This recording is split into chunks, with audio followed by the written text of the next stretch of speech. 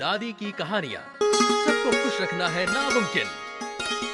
एक पिता और पुत्र अपने गधे को लेकर हाट बाजार जा रहे थे। रास्ते में कुछ लोग मिले। उनमें से एक ने सलाह दी, अरे सज्जनों, पैदल क्यों जा रहे हो? अच्छा खासा तगड़ा गधा जो है उसकी सवारी क्यों नहीं करते? अरे छोटे लड़के को उसके ऊपर बैठा दो। दूसरे ने कहा। हाँ पिताजी, ये अच्छा रहेगा। लड़के ने कहा। मुझे बैठने में मदद करें। लड़का गधे पर बैठ गया। वो फिर से अपने रास्ते चल पड़े। रास्ते में एक पति पत्नी मिले। अरे शर्म करो, तुम दोनों ही मूर्ख हो। औरत ने कहा और लड़के से बोली, अरे बेशरम, अपने बूढ़े पिता का कुछ तो ख्याल किया होता। कैसे बेटे हो तुम? तुम्हारे पिता कितने थक गए होंगे। अरे उन्हें बैठने दो गधे पर। लड़के ने सोचा, ये स्त्री ठीक कह रही है। वो गधे से नीचे उतरा और उसने अपने पिता को गधे की पीठ पर बिठा दिया और आगे आगे चलने लगा। आगे कुछ और लोग मिले।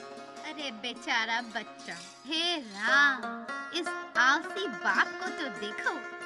अरे कितने क्रूर और स्वार्थी पिता हो तुम। अपने बेटे को यूं कड़ी धूप में पैदल चलवा रहे हो और खुद मजे से गधे की सवारी का मजा ले रहे हो।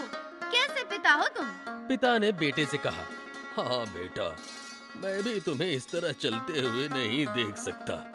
तो बाप ने बेटे को भी अपने साथ बिठा लिया।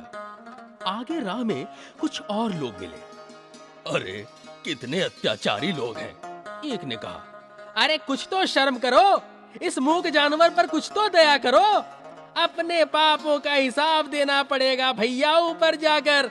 भीड़ में से कोई चिल्लाया, हे राम, ये लोग तो इस बेचारे जानवर को मार ही डालेंगे। एक और बोला। अब उन दोनों को बहुत शर्म आई। दोनों ने निश्चय किया कि गधे को कंधे पर ले जाना ठीक रहेगा। गधे को कंधे पर उठाए दोनों बाप बेटे मेले में जा पहुंचे। लोग उन पर बेतहाशा हंस रहे थे। इन बेवकूफों को तो देखो, गधे को कंधों पर उठा रखा है। क्या दृश्य है, क्या दृश्य है। अरे इनमें से गधा कौन है?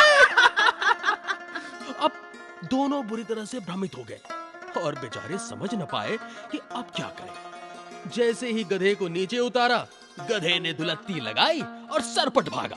दोनों ने सबको खुश करने के चक्कर में धूल फांकी और अपना गधा भी खोना पड़ा। सबको हर समय खुश रखना मुश्किल ही नहीं, नामुमकिन है।